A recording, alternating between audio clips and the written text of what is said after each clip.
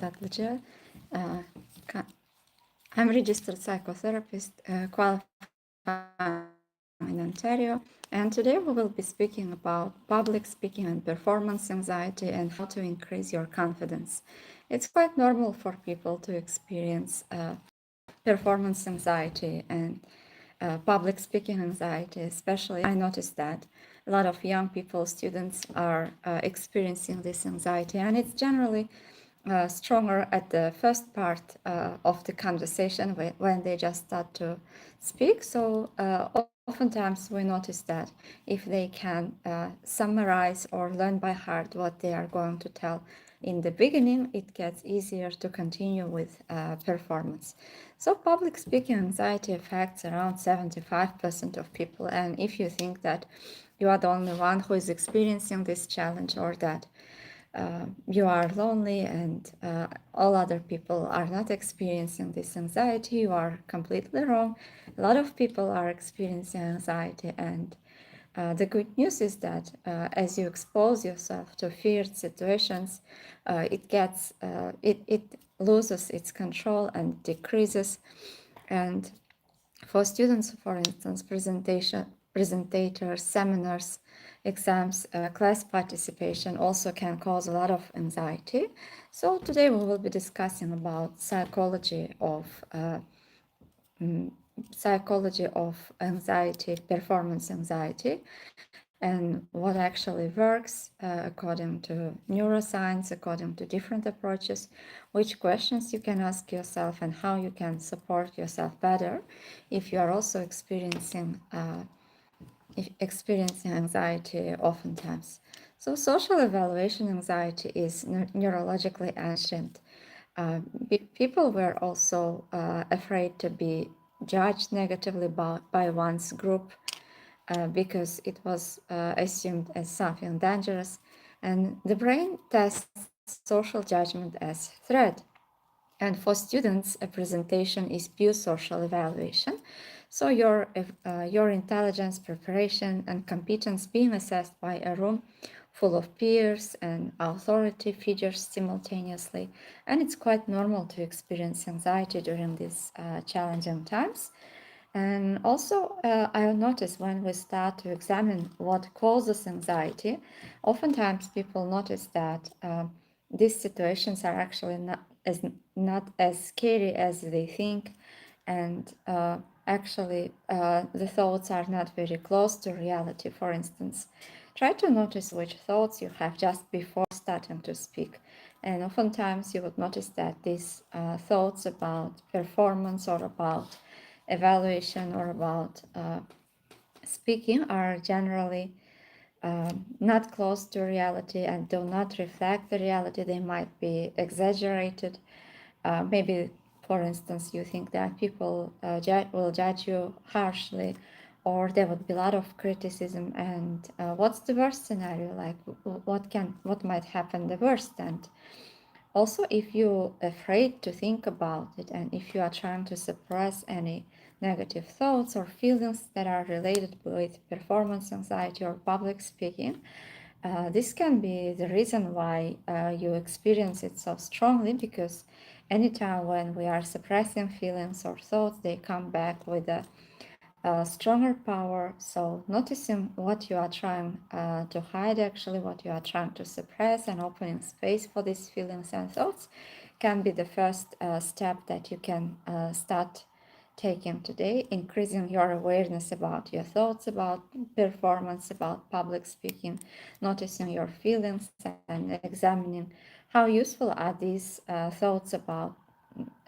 performance for achieving your goals. For instance, if you want to speak in the best manner, if you want to present well, if you are constantly thinking about worst case scenarios, or if you are using just negative thoughts, how useful is it being for you, to help you, to support you while speaking in public? And anxiety during public speaking is dramatically worsened by self-focused attention. So also trying to notice where do you place attention while you are trying to perform. because, for instance, some people are noticing that they have thoughts that how am I coming across? Is my voice shaking?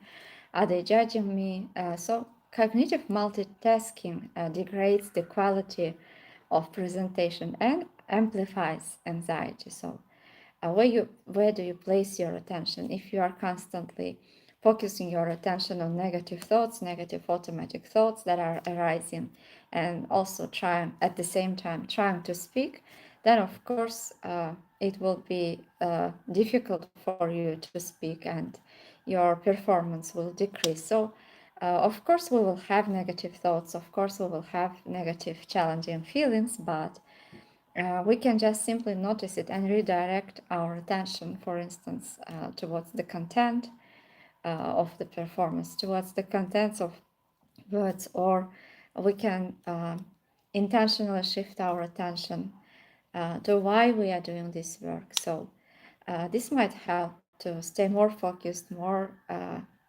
concentrated on the content, and eventually will increase your performance success. An avoidance trap. As I said, when you are avoiding certain things, for instance, if you are avoiding presenting, if you are dropping courses, missing classes in a short term, you get relieved. But in the long term, this would cause even more anxiety and it might bring shame. You might start to criticize yourself. So, in the long run, this is not being useful for you, and noticing this avoidance trap and realizing that it's not being helpful for you. So, and asking yourself, what would you like to do instead? But noticing some patterns of avoidance.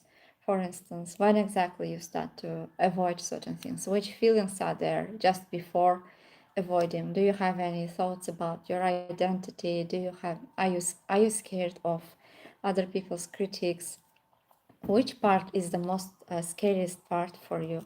And when you start to consider this, your thoughts that are causing avoidance or feelings that you are avoiding, oftentimes you would notice that it will get easier for you to take steps despite anxiety. And oftentimes our mind just trying to protect us from possible threats, uncertainty, and as I said, when you start to notice the thoughts, their power loses, and it becomes easier for you to focus on your performance. And so also, if you are waiting for anxiety to completely disappear or to completely decrease, this is not also realistic expectation, because everybody is experiencing anxiety at certain points of their lives. And if we experience anxiety, is because we care about performance, we care about our career, about other people, or about what people think about us. So experiencing anxiety is a normal, natural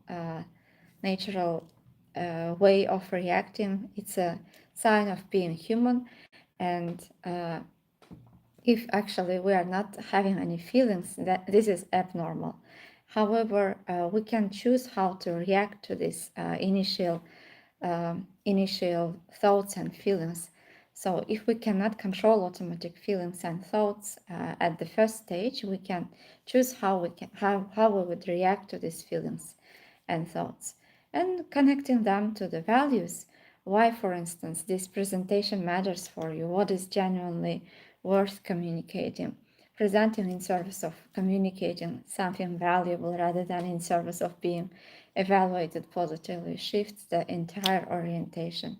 So anytime when you would notice that your mind goes towards evaluation or tries to criticize you or thinks about other people's critiques or opinion, you can intentionally redirect your attention towards your values, towards why this presentation matters for you, why is it important for you, and you would notice that automatically this would calm you down and help you to focus more on the content rather than evaluation.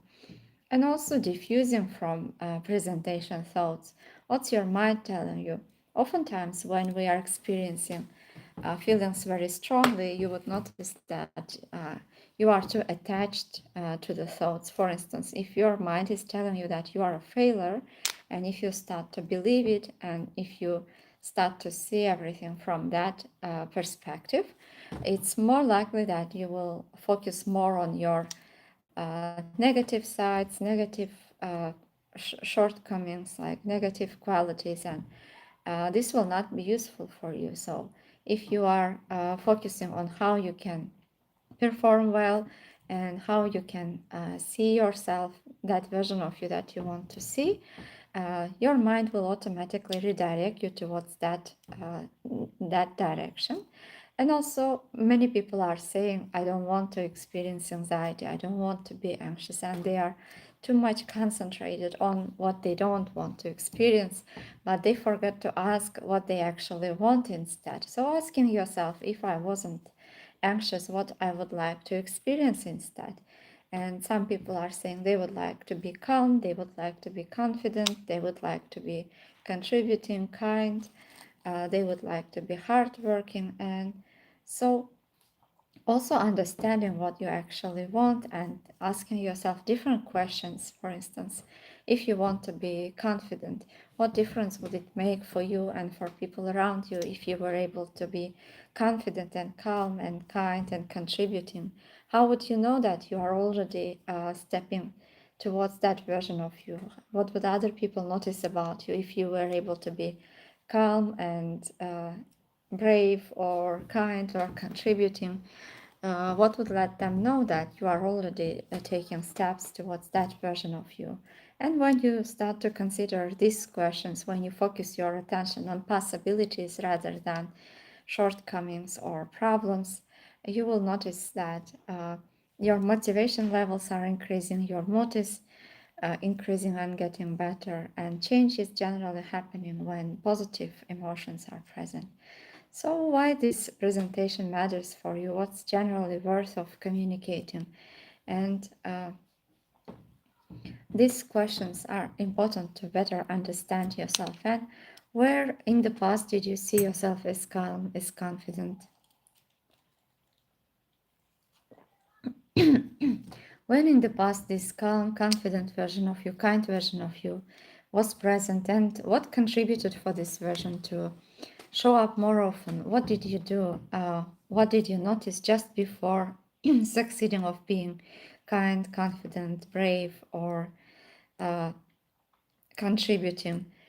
Which mindset did you use, and which environments, which people? What exactly was it there about you that helped you to show up more often in that version? So also looking at the evidence of resilience or bravery, and what helped you to bring up that version more often. These questions would help you to understand your capabilities, your strengths, your qualities that you really deserve and you already have, but maybe you have forgotten about them. So, speaking about these questions in the psychotherapy helps the people to feel more capable, to feel stronger, and to believe in change, to believe in hope. And that's becoming generally the initial point, the start of change. So, also, even though we have similar approaches in psychotherapy and psychology, everyone has their own answers. And when we start to ask these questions, everyone's answers are different and they are finding their own solutions. For instance, when have you spoken well despite nerves? What were you doing differently? When was a recent presentation moment that went well and better than expected? These exceptions contain the student's personal speaking strengths. And single most powerful shift to public speaking anxiety is that moving attention from self to a message. When you notice that you start to criticize yourself or you focus your attention on the critiques, try to bring your attention back towards the message. For instance, am I coming across well? This is a self-focused anxiety amplifying thought pattern. But when you ask yourself, is my audience understanding what I want them to understand? This creates message-focused thinking and performance-enhancing thinking. So, in a manner, noticing where your thoughts are bringing you, and redirecting yourself each time when you will find that it gets difficult. And physiological reappraisal. Alison Woodbrooks at Harvard Research has found that uh, how you interpret anxiety is important. For instance, as I said, a lot of people are experiencing anxiety, but depending on how they interpret it and how they relate to anxiety, uh, their performance changes. So, what are you noticing when you are saying, when you are experiencing anxiety? What kind of relationship you have with anxiety? Some people start to interpret these sensations or feelings as something catastrophic, and uh, they start to panic. Some people are scared of heart races. Some people are scared that they won't be able to breathe. And this actually causes even more anxiety and increases anxiety and creates a loop. But when you notice the initial start of anxiety, and when if you are able to create a different interpretation of anxiety or different relationship with anxiety, it actually decreases. And even the strongest form of anxiety, that is the panic attack, the longest period of panic attack, according to statistics, is around 30 minutes. And it's generally not causing any harm for the person, but how we relate to the thoughts that are coming during the panic attack or anxiety is actually determines how long the panic attack or anxiety is going to last, and how damaging it would be. And in a sense, when we are shifting attention, shifting, noticing thoughts, and redirecting towards the version of us that we want to become, towards what we want to see more often, this creates change, this creates novelty. So oftentimes, so according to this research that was conducted by Alison Wood Brooks at Harvard, if a person was able to notice anxiety and say that I'm excited before a presentation rather than trying to calm down, this produced significantly better performance. So, in a manner, according to this research, people started to see anxiety as something that tells them a message, brings them a message about what they care about, and they interpreted anxiety as excitement because they were caring about their work, their career, or about their studies. So when you see anxiety from this perspective, it stops to be as a threat or something to be feared, but you can create different relationship with anxiety, calm relationship, and you can be even grateful for anxiety that it's trying to remind you about what you care. And physiological arousal of anxiety is identical to the arousal of excitement, and reappraisal changes interpretation and performance. And preparation reduces but doesn't eliminate anxiety. So I'm also noticing that there are a lot of people who are trying to completely eliminate anxiety, and they think if I will study a lot, if I will over prepare, overdo, I will not experience any anxiety, I will not be anxious. However, this is not a realistic expectation. Anyone is experiencing anxiety during performance, but they learn how to relate to it differently. And a belief actually creates additional anxiety when nervousness persists despite thorough preparation.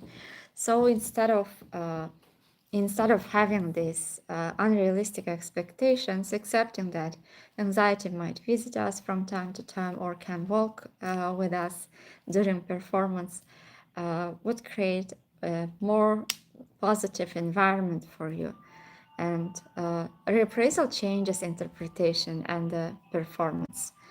And both things are true simultaneously, that anxiety can still be here and you still choose to take steps on how to react to anxiety when you are walking along with anxiety. And so, what are things that you care a lot when you are experiencing anxiety? For instance, if you are trying to speak in public, what's really genuinely important for you. Maybe you want to contribute to other people, maybe you want uh, to to learn more or to develop your career or to develop your skills. Maybe you want to see yourself caring for others. So what's exactly there that's important for you and you want to see more often? And when you start to focus on this instead of what what your mind is telling you and catastrophizing, oftentimes people notice that they feel better, they feel calmer, and they start to enjoy what they are doing.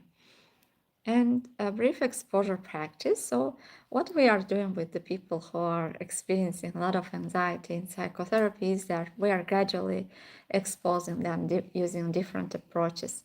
And generally, we start from fears that are not very strong and slowly increasing it to the point to the most scared situations, and this can be quite uncomfortable, but the good news is that each time you are being exposed to these scared situations, your brain is slowly learning that this situation is not dangerous anymore, and new neural pathways are formed, and in the future, when you will be faced with similar situations, you stop reacting as strong as you used to. And this is backed by research that exposure is the most strongest tool for decreasing anxiety. And if you are, for instance, afraid of public speaking, you can try to expose yourself gradually. Maybe first you can try to speak to yourself, then you can speak in front of the mirror, or maybe you can share it with someone you value, you care, and gradually you can increase the number of people who are listening to you, and eventually maybe you can speak in front of a lot of people. And each completed presentation also reduces anxiety for the next time, and each time when you will be able to speak, and you will slowly increase the complexity of exposure, you are also gaining confidence, and you start to believe in yourself, in your capabilities, and this would also create a positive, a safe environment where you can slowly develop your skills. And in trauma therapy, for instance, we are finding a safe space, safe person, anything that helps you to calm down. And sometimes using this safe space along with exposure was also found to be useful, or sometimes people who are experiencing extreme anxiety, doctors can prescribe them medications, and actually being exposed while taking medications can be useful in cases if you are not able to do exposure at all. At least during these times, your brain again learns that there is nothing to feel scared, and after gradually decreasing the doses of medication, you can start to expose yourself to the situations that you feel scared and anxious about. And before any presentation, you can remind yourself about why this presentation matters, what is genuinely valuable about what I'm communicating, what do I want my audience to understand or feel. And this preparation shift orientation from self-evaluation to message service. You can also try to notice which feelings would you like to communicate, because human beings are being impacted by each other, even energy, even feelings are being transferred. So maybe journaling or reflecting on your own feelings just before starting presentation can be useful. uh, and according to mirror neurons, even if you are not speaking anything, even if you are looking at the other person's face, uh, you are automatically being impacted by that person's emotions, feelings. So therefore, for people who are using a lot of public speech, reflecting on their own feelings, own thoughts, and how do they want to show up, which version of them they would like to see, which feelings do they want to to reflect and to transfer to others can be another strategy that they can use. And excitement reappraisal in the minutes at the start of presentation, noticing your thoughts about presentation and redirecting your shift and changing your relationship with anxiety. For instance, if you think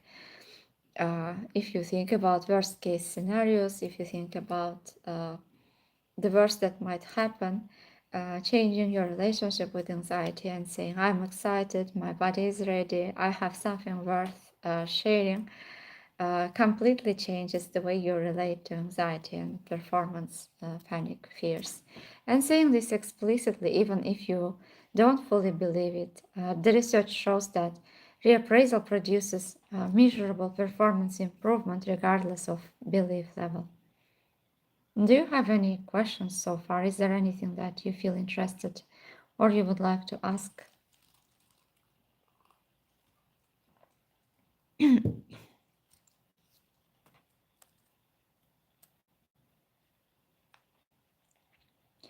Another strategy you can use is preparing your opening sentence so thoroughly that it becomes automatic.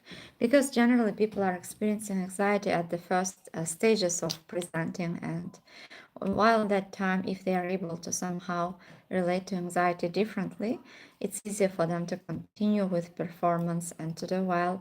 So maybe automatizing your first behavior, your first start of performance can work.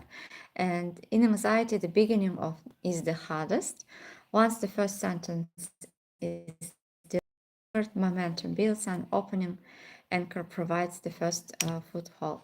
And after every presentation, also noticing your success, what went well, what did I do well, what helped me to succeed, what did I do well despite anxiety, how I could achieve this, how would I replicate, and how I can use this wisdom in the future. So again, journaling and asking yourself these questions might help you to realize a lot of resources, capabilities, and qualities that you already have and that you can use again.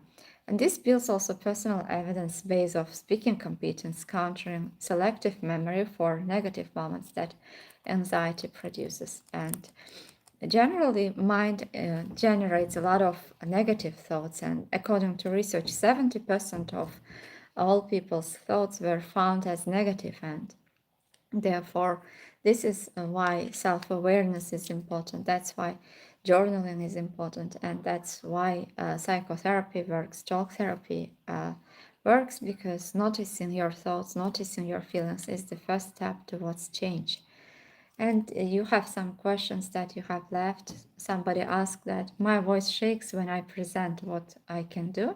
Voice shaking is a normal physiological response to arousal, and most audiences notice it far less than the speaker does. And therefore, physiological reappraisal, changing your relationship towards these thoughts and saying, I'm excited, my voice is showing it, and this is important, reduces secondary anxiety about the symptom, and slowing your speaking pace and taking deliberate pauses also reduces voice shaking significantly. And somebody also asked, I went black in a presentation last year and I'm terrified of it happening again. Blank is almost always caused by self-focused attention, competing with retrieval. So practicing diffusion techniques, as we have discussed, realizing that the thoughts you have about performance are just thoughts, they don't have to reflect the reality, and thinking about exceptions, what helped you to perform well, how did you achieve this, what was there about you that helped you to bring this into presence, and also speaking about the future when you could succeed, and ask him if you already started to speak well, if this confident version of you was already there, what would be the first sign of it? How would you know that your confident version is here? What difference would it create for other people? What difference would it create for you? And if this confident version of you, for instance, started to show up more often during the time in the future, what might be different? So any time when your mind is trying to redirect you towards worst case scenarios, towards negative thoughts, you can you can assume it as a point where you can redirect your attention and ask different questions, solution focused questions, for instance, and build the structure of your presentation into brief notes. When you are able to see your notes and plan, this decreases uncertainty, and there is more likeliness that you would succeed, because even if you forget, at least there would be this list that would help you to remind yourself. So we've been discussing about public speaking fears, anxiety, performance fears, and I've shared some acceptance commitment therapy and neuroscience strategies, solution-focused brief therapy, and cognitive brief cognitive behavioral therapy strategies. And I helped you to realize which thoughts you have about performance, about anxiety, and how you can redirect your attention and bring yourself into present moment, and how you can remind yourself of why this matters for you. And this also would help you to focus on what's possible instead of setbacks and negativities. So, public speaking is a learnable skill, and anxiety during it is normal, universal, and workable. The goal is not the fearless presenting, it's valuable presenting despite fear. And tomorrow we will discuss about athletes, their inner game, and self-talk. If this presentation was helpful for you, don't forget to share and subscribe. And if you have any questions, please welcome to leave your questions in the comments. See you in the next videos again, and take good care of yourself. Bye.